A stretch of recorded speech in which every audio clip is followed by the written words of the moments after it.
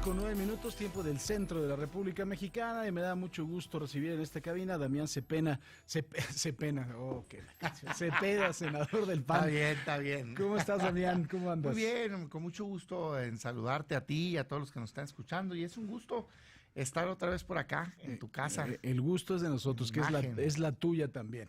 Oye, cuéntanos un poquito, vamos a hablar de varios temas que son importantes. El asunto de la Guardia Nacional, en donde finalmente se logró un consenso, se logró una unanimidad en la Cámara de Diputados también, salvó una diputada que creo que andaba ahí perdida y que quiere pasar a la historia, pero no le salió muy bien porque no sé ni cómo se llama. Pero, ¿por qué se logra esta unanimidad? ¿Cuáles son los puntos finos para lograrla, Damián? Fíjate que qué bueno que tocamos el tema, porque yo creo que es un ejemplo de cómo sí se puede construir, aún en un clima políticamente tan complicado como el que tenemos ahorita, ¿no? Que estamos todos, digamos, entendiendo las nuevas reglas de cómo se está manejando el gobierno y demás. ¿Por qué se logra la unanimidad? Pues porque nos supimos escuchar entre todos. Se juntaron varias cosas. Había una alerta, una amenaza muy grave que nos hizo unirnos a toda la oposición. Porque se dice mucho de este bloque opositor. Yo creo que para entenderlo hay que entender que somos distintos partidos que pensamos distinto, pero que en ciertas causas, si la causa es relevante, nos estamos uniendo. Y qué bueno que así sea. ¿Cuál era la amenaza? Pues que se militarizara permanentemente al país. ¿Cuál sería ahí tu concepto de militarización? Porque yo tengo a lo mejor un concepto que es distinto. Esta militarización que se da cuando hay una emergencia constitucional, sí, no. Y que el ejército tome el control de absolutamente todo, no es el mismo que tienen ustedes. No, de hecho eso no nos preocupa. Y le dimos un permiso especial por 5 años al presidente para usar a las Fuerzas Armadas, y además previmos que las puede usar cuando haya situaciones extraordinarias. En el mundo está permitido que cuando hay una situación grave, extraordinaria, temporal, pues claro que pueden entrar las Fuerzas Armadas a ayudar. Pues si no, imagínate, necesito que me ayude alguien, está fuera de control, que entren. Ese no es el tema. El tema es que la propuesta que había hecho Andrés Manuel encargaba ya para siempre, de manera permanente, para todos los delitos, a las Fuerzas Armadas, al Ejército, a la Marina, la seguridad pública. Y ahí sí creemos que era muy peligroso, porque está documentado que cuando entran las Fuerzas Armadas a ver labores de seguridad pasan varias cosas. La primera es que hay una ola mayor de violencia. En la zona hay un impacto mayor, porque están entrenados para combatir, para eliminar al enemigo, no para prevenir, no para otro tema. Segundo, hay más muertos, son más letales. Tercero, hay menos información de por qué se dieron los conflictos. Entonces, y cuarto, hay más violaciones de derechos humanos. De hecho, las cifras están altísimas de los detenidos por parte de las Fuerzas Armadas, como arriba del 80% afirman haber sido víctimas de tortura, de algún tipo de tortura. Entonces, no es sano encargarle.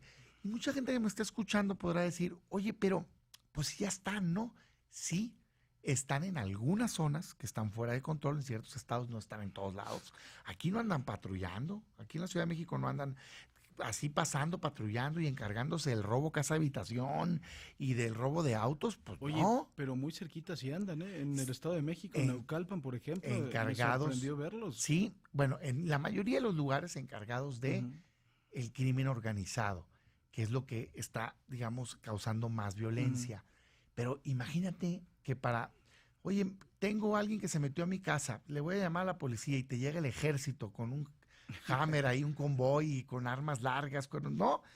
¿Qué pasó, señora? Imagínate lo intimidante que eso sería. De hecho, si vas a los estados donde andan patrullando, a mí me llamó mucho la atención, por ejemplo, en un estado en campaña, que andaban encargados de la seguridad total, y no, pues sí es muy intimidante, porque pasan, obviamente, pues los uniformados, ¿no? Con sus armas largas y todo, no te sientes seguro, te sientes que va a pasar un tiroteo en la siguiente cuadra. Entonces, no es eso sano para el país. Entonces, lo que hicimos fue, oye, esto no. Y la pregunta que se puso en la mesa fue, entonces, ¿qué sí? Y lo que dijimos fue, vamos a hacer un nuevo cuerpo de seguridad pública, porque sí se necesita, que sea 100% civil, 100% civil. Y sí dale un cuerpo o un apoyo a ese cuerpo en lo que se forma, porque no aparece de la noche a la mañana, de 5 años, que las Fuerzas Armadas los puedan apoyar. Y de ahí en adelante, oye, pues la Constitución ya marca una excepción. Si tienes un caso de excepción, pide permiso y se te puede otorgar. Claro. Entonces, así se logró la unanimidad. Obviamente que hubo muchos alicientes, o sea, los intereses estuvieron alineados. El gobierno y su partido tuvo que escuchar porque era reforma constitucional y necesitaban 2/3 partes. Si no, nos hubieran pasado por encima. Como no tenían 2/3 partes del Senado, tuvieron que sentarse a escuchar qué decía la oposición.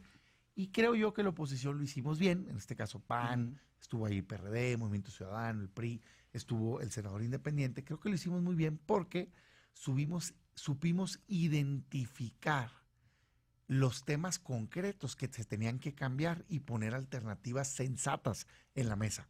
De manera tal que el propio gobierno dijera, ok, está bien. Y avanzamos. Claro. Ahora, en el caso de que no hubo alternativas sensatas, fueron los comisionados de la Comisión Reguladora de Energía. Sí, ¿no?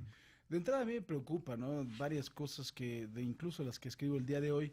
Una de ellas es el senador Guadiana, que podemos dejar de lado el que no se quite el sombrero ni cuando está en el pleno, lo que me parece una falta de respeto, porque a mí me encantan los caballos y las vacas, pero no tengo que andar aquí transmitiendo el sombrero, ¿no? Digo, pero es una cuestión de usos y costumbres. La otra tuvo que ver con la senadora Eva Galás, que es ahora resulta ser que es su defensora oficiosa, ¿no? Que no tiene ni la menor idea muy fuerte de la educación. Eso de decir retrasados mentales y insultar no solo a los reporteros de La Fuente, sino a las personas con una discapacidad intelectual, me parece algo que no se perdona por Twitter, ¿no? Me parece que eso en cualquier país civilizado del mundo sería objeto de que la señora dejara la curul, de menos, o sea, lo de menos, y además a los señores de la Comisión en contra de la discriminación, pues ojalá que cuando están muy pendientes de cuando uno dice una pendejada, eso sí están muy pendientes, pero cuando lo dice la señora senadora, ojalá que hagan el mismo procedimiento, porque a mí sí me pareció de suma gravedad lo que Fíjate hizo. que sí, la verdad las cosas que estuvo bastante grave, y déjame ponértelo en un contexto. Está ese episodio que fue lamentable total por 2 sentidos. Primero por la agresión, evidentemente, y no lo digo en orden de importancia, sino para explicarlo, la agresión a los periodistas que estaban haciendo su trabajo, pues. Era un tema de escándalo lo que había pasado. Y que además de todo, tienen todo el derecho de preguntar lo que se les dé su fregada gana, pero además era importante sí, claro, aclarar la situación, porque sí era, digamos, un posible conflicto de interés del tamaño de una mina. Y un posible de conflicto de interés que todavía yo no lo tengo claro. Pues, el tamaño de una mina. Sí. Entonces, eso era uno. Y dos, el ataque que se da, por supuesto, a toda persona con discapacidad, con capacidades diferentes, de manera despectiva. Pero déjame ponértelo en un contexto. Esto está en un contexto que se está generando, que a mí me preocupa mucho, de linchamiento a todo el que piensa distinto de quien está gobernando. Y a mí me parece que ahí sí tenemos una lucha que dar, particularmente nosotros desde la oposición, para señalarlo, ¿no? Y no permitirlo. Lo que ha pasado, por ejemplo, con el ataque y persecución al titular de la CRE, cuando opinó mal de estas ternas, que después resultó que se había quedado corto en la crítica que había hecho porque habían sido muy malos perfiles. Lo que pasó con quienes hicieron esta serie, que yo desconozco si la hicieron o no, pero me parece que en un país tú tienes derecho a hacer lo que te venga en gana y ponerlo en el mercado en términos de libertad de expresión. Claro, siempre y cuando esté dentro de los siempre y cuando esté dentro de la ley, ley. Exacto, sí, claro. Y no debería de haber persecución por ello. Y todo lo que se ha hecho, por ejemplo, cuando estábamos en La Guardia, el mensaje que, pues yo no sé a quién se lo dio, yo en lo personal no me siento aludido, pero que diga el presidente en la mañanera, y aquí están los expedientes de los legisladores si no quieren votar, ¿no? Este tema me pareció a mí gravísimo, ¿no? Esa como amenaza velada mediática, y una serie de temas que lo que estamos viendo es que hay como una ofensiva muy bien articulada de parte del presidente para dominar por completo el Estado mexicano. O sea, al legislativo lo ataco, al judicial lo invado con los ministros, a los organismos autónomos también los ataco, a los que piensan distinto los persigo. Y creo que eso se vio reflejado ya en sus seguidores. Por eso te platico. O sea, en este caso, esta senadora, que creo que agarra ese ambientito, pues, ¿no? Y dice, pues voy a atacar yo también, ¿no? Parece delicado, yo creo que es momento de hacer un alto en el camino. A mí, lo digo con apertura, yo quiero que le vaya bien al presidente, quiero que le vaya bien al gobierno. Ojalá y logre el cambio que está planteando, pero pues me parece también que hay que entender que no es Dios, se puede equivocar, y por lo menos yo asumo mi trabajo como oposición, el serle útil a México siendo oposición. O sea, aplaudidores ya tiene muchos. Hay que estar ahí para levantar la voz en lo que se esté equivocando y plantear alternativas. Y la cree. No, hombre, a ver, no cumplían el perfil, Paco. ¿Qué quieres que te diga? No cumplían, pero pero no para pasaron. nada. O sea, Para nada. Y mira que Xóchitl Gálvez últimamente anda haciendo la de payaso, pero tenía razón con lo del certificado de energía limpia. Sí. Y finalmente, qué bueno que se tengan que presentar unas nuevas ternas. Sí. Pero ahora, dentro de esto que estás comentando, de esta ofensiva por tratar de dominar a todo aquel que está pensando distinto, me parece que es muy importante ver cómo hay algunos que ya se la creyeron. A mí sí me queda claro y me parece muy importante que lo tomen en cuenta que ellos no ganaron absolutamente nada, ¿eh? Ni el señor Félix Salgado Macedonio, ni Eva Galás, ni Jesús Rodríguez, ni Ricardo Monreal ganaron un carajo. Lo ganó todo Andrés Manuel López Obrador. Y no deben de asumir el papel de primero Félix Salgado Macedonio, que habla un castellano simpático, que dice que si el Senado tiene la facultad de poder quitar a la Suprema Corte de Justicia, si lo hizo Zedillo, que él también, por Dios, Félix es una mala broma como senador, porque yo nunca creí que íbamos a tener un senador de la República que hubiera ganado un disco de platino por el cangrejito playero y por la cumbia de Obrador, pero bueno, ahí está, cada quien su asunto, pero creo que es inaceptable sus palabras, inaceptables las palabras de Galás, ¿no? Inaceptable que Jesús Rodríguez esté criticando los tacos de carnitas. Oye, ya, ¿no? Un poquito de seriedad, a mí sí me preocupa. Fíjate que yo creo que eso nos lleva a un tema de enorme importancia que va a ser el tema esta semana, que es esta propuesta de revocación de mandato que trae el presidente. Precisamente por lo que acabas de señalar, Paco, es que es bien importante el que no se apruebe como la propuso Andrés Manuel. Y deja ver si puedo explicar, pero es exactamente eso que acabas de decir, en lo que yo quiero enfatizar. Si el presidente Andrés Manuel, con su popularidad o falta de popularidad, si para ese entonces cayó, está en la boleta del 2021, porque este proceso de revocación lo están queriendo hacer junto con el 2021, que se renueva Cámara de Diputados a nivel nacional. Lo que termina pasando es que esa elección de diputados no va a estar influenciada por los diputados, sino por el presidente. Entonces la gente va a votar a favor o en contra del presidente parejo.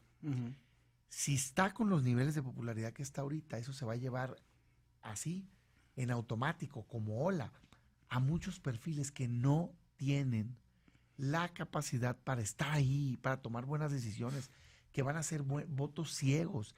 Y yo creo que lo que México necesita es que cada legislador, por supuesto que con una identidad que puede compartir con su partido, pero que piense por sí mismo y que decida en cada caso si está bien o está mal una votación. Lo que tiende a hacer esto, si él está ahí, es que pueda llevar perfiles que no estén preparados y que simplemente hagan lo que él les diga o lo que ellos crean que deben de apoyar para quedar bien con él. Eso precisamente es por lo que estamos diciendo que no se puede aprobar la revocación así, porque rompería la equidad de la democracia. ¿Qué sí creemos? Yo sí creo que los ciudadanos deben de poder quitar a sus gobernantes. Sí, pero no me hagas trampa. No lo pongas junto con la elección de diputado, ponlo en otra fecha. Y si los ciudadanos se quieren juntar para pedir que te quite, pues que te quiten. A mí me parece que primero no hay un peligro de reelección con esa reforma, desde mi óptica, esa es la mía. Lo que sí es una gran inequidad, como tú lo estás diciendo. Y tampoco me preocupa que un presidente trabaje en una campaña, porque lo hemos visto en muchos países, creo que se puede dar todo el tiempo, pero me parece una tremenda inequidad y por supuesto que lleguen perfiles como los que hoy tenemos, que son unas cosas verdaderamente para morirse de vergüenza. Fíjate que yo sí te acuerdas, pero fue Andrés Manuel López Obrador quien se quejó de la interdicción de Fox en la campaña, pues que lo llevó a cometer aquel error de cállate chachalaca, ¿no? Que lo dijo, digamos, fue la cúspide de sus quejas. ¿Y sabes por qué se quejaba? Porque declaraba Fox, porque declaraba. Imagínate si se hubiera metido a la boleta, lo que hubiera hecho, hubiera cortado las venas ahí Andrés Manuel. Tenía razón. O sea, no es equitativo. Las elecciones hay que respetarlas. Sí. Y si la gente quiere votar por Morena o por el PAN o por el PRI o por Movimiento Ciudadano o por el PRD, pues que vote, hombre, que decida por sí misma. Pero esto Sí, sería inequitativo. que analicen con seriedad y lejos de cualquier tipo de intervención al perfil del candidato, ¿no? Y sobre todo que ya no caigamos en el cuento de todos estos son buenos, todos estos son malos, porque, por ejemplo, yo digo mucho, a ver, se suponía que iba a haber un cambio en muchos temas. Yo creo que está planteando cambios, vamos a ver, es muy poco tiempo también para hacer una evaluación sincera. En ciertos lados, qué bueno, pero en otros nos está mostrando que no hay. Por ejemplo, a mí que sí me gusta, debo decirte, me gusta la esperanza que está generando en la gente. O sea, que 80% de la gente diga, creo que se puede lograr el cambio y todo eso me gusta, pues qué bueno que tenga esa popularidad. Su programa de austeridad me gusta en tanto no dañe, digamos, aspectos sustantivos de que pueda operar ciertas áreas. Me gusta su línea discursiva, su discurso de combate a la corrupción. Lo que no me gusta es que no veo en concreto que esté combatiendo nada. O sea, Guadiana sí tiene que ver o no tiene que ver con esos 360 fíjate que yo me lo encontré el otro día y le pregunté, oye, traes bastante ruido en contra. Y él, a mí, directo en corto, me asegura que no. Que jamás le ha vendido y que no le está vendiendo. Que lo único que hizo fue ser la vía que él, exactamente, dice que lo iba a demostrar y me dijo, voy a salir a la entrevista, a la rueda de prensa, vas a ver, pues muy bien, no lo sé. Pero entonces, yo lo que te digo es, a ver, creo que están las licitaciones que no se están haciendo en Pemex, que se están haciendo por adjudicación directa, está el cambio a la ley que se hizo en Tabasco para poder adjudicar directamente también las cosas, está esto que, la pateada de bote que le dieron a la 3 de 3, en fin, no ha pasado nada con Odebrecht, en fin. Entonces, no hay ningún elemento que te diga que verdaderamente están combatiendo ahí la corrupción. Creo que ha habido errores graves en términos económicos. Para mí, lo del aeropuerto fue un capricho costosísimo para este país, la falta de certidumbre y demás. Entonces, en materia energética lo veo con propuestas de décadas atrás, Paco. O sea, ¿qué tienen que andar haciendo una refinería? Por Dios, a ver, primero, el futuro no está ahí, está en energías renovables. Pero segundo, ¿quieres invertirle a refinación? Arregla las que están, te sale mucho más barato, no están produciendo en toda su capacidad. Hace décadas que no construyen una nueva refinería, por ejemplo, un gobierno, en caso de Estados Unidos o demás, tiene un porqué, porque no da, ¿no? Entonces, pues está ahí con su capricho. Me parece delicado eso a mí. Y me parece también que anda en campaña, o sea, pierde mucho tiempo, sus mañaneras, todo el día, una bola de ocurrencias, declaraciones y demás. Caray, gobernar es más que eso. Entonces, qué bueno que tenga cercanía, qué bueno que esté informando, pero me parece que debe dedicarse más tiempo a gobernar y a dar resultados. Pues Damián Cepeda, senador del Partido Acción Nacional, te agradezco mucho que hayas estado con nosotros aquí en esta cabina, una plática que se puso sabrosa, ya estaremos teniendo próximamente más pláticas. Te agradezco, Damián. Muchas gracias, Paco, y concluyo con esta idea. Yo asumo como mi trabajo ser oposición porque lo soy. O sea, el PAN hoy no es gobierno. Pues creo que para serle útil a la gente que me está escuchando, debo de tener una voz fuerte, levantarla cuando hay errores, plantear siempre alternativas. Porque piénsenlo así, aplaudidores ya tiene muchos Andrés Manuel. Mi trabajo para hacerte útil a ti que me estás escuchando es no ser eso, sino señalar lo que está mal y plantear una vía de solución. Cuando estén bien las cosas las vamos a apoyar, Paco, eso no tengas duda. A mí no me da miedo apoyar algo, qué bueno. Pero creo que le podemos dar un beneficio a México señalando lo que esté mal y planteando alternativas. Muchas gracias, Paco, estoy a tus órdenes. Gracias a ti.